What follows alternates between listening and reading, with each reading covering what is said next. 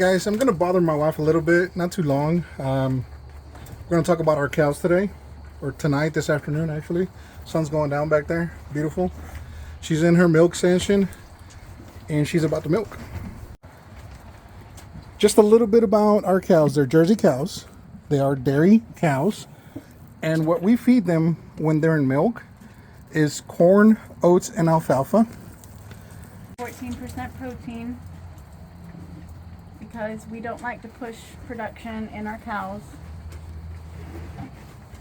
Protein equals production, so the higher the protein, the more they produce milk. So I don't like to push their production, but they do need something because they can get rather skinny while they're milking if you don't feed them enough calories. There it is. So we have 14% protein that's going into their bodies right now. Now, the milking is happening one time a day, and between 3 girls right now, we're getting about 5 gallons, roughly. Calf sharing too, so. And they are calf sharing, which means that the calves are getting their share throughout the day. So we have one right there, Posey. She's a half Jersey. That's her mama right there. She's a full Jersey. As you can tell, she's the biggest one we have, which she is the one that is the hardest to maintain at a decent appearance or weight. I mean, they all get fed the same, and sometimes she gets fed more actually. So the amount of bags that we're going through a week right now is what, 5 bags? 5 bags.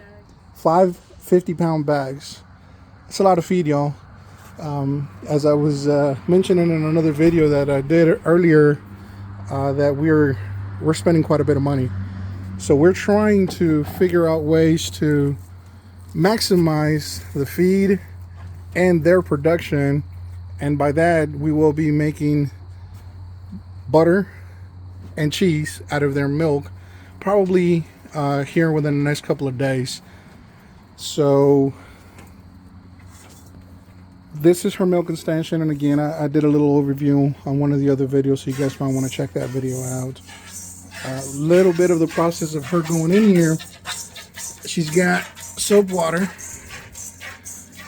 right there, and it's warm water. And she's got 3 rags, one for each cow, and they're just washcloths. And then this is her process.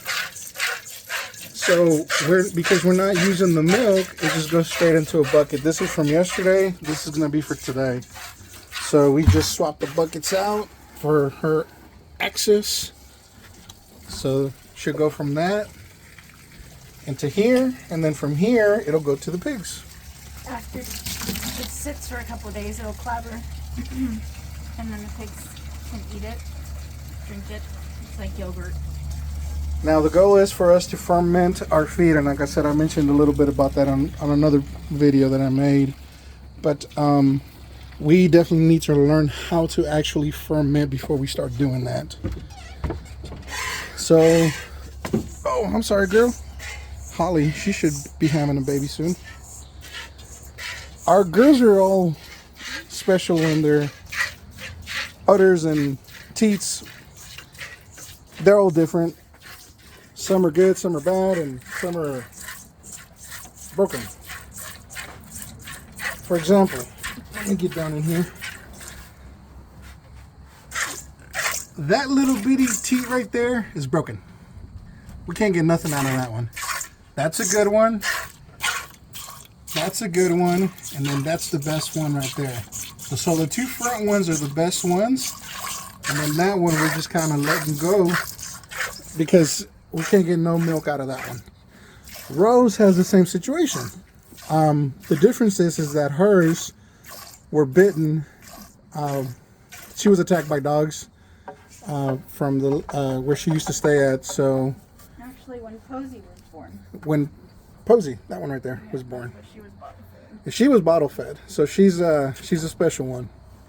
Now her teats are amazing. Her udder is not the biggest out here, but for being half Jersey, half beef, she does pretty good. We calf here and we get a gallon of milk. And 1 gallon a day is more than enough for a small family like ours. You know, so again, we're not, see, you can tell her udder. And her teats are, like I said, the best ones. Now, Holly there, she's got a good set on her, but she's still young. So we're thinking that maybe the next time she gets bred and the next time she calves, her udder will be bigger and she'll produce a little bit more. Now, she won't produce as much as these girls because these girls are full size. Holly is crossed with a mini, so her production is not going to be as much as these girls, but the best one so far, without a doubt, is Rose. Unfortunately, I don't know what's going on with her this time around. Either A, she's getting just older, or she just can't keep up her weight.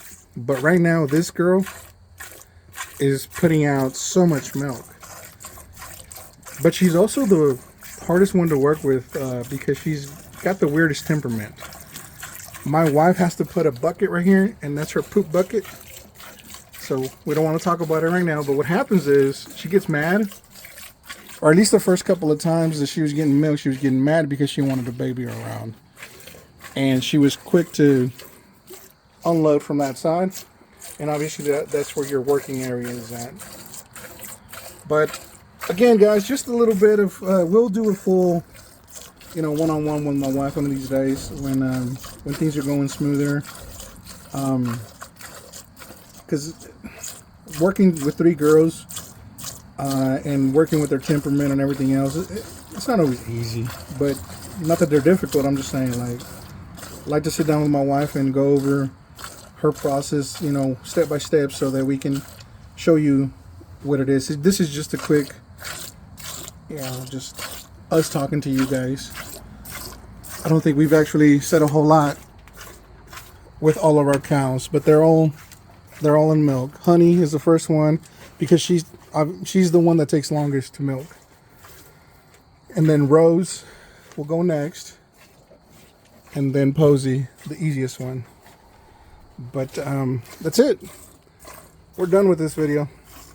Again, thank y'all, and be on the lookout for those cheese videos probably in the next week or so. Peace out.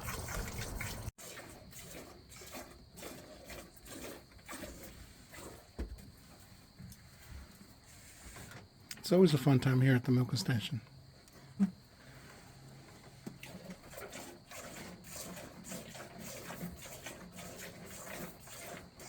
Is when she's got poop on her tail. When she's got poop on her tail is fun.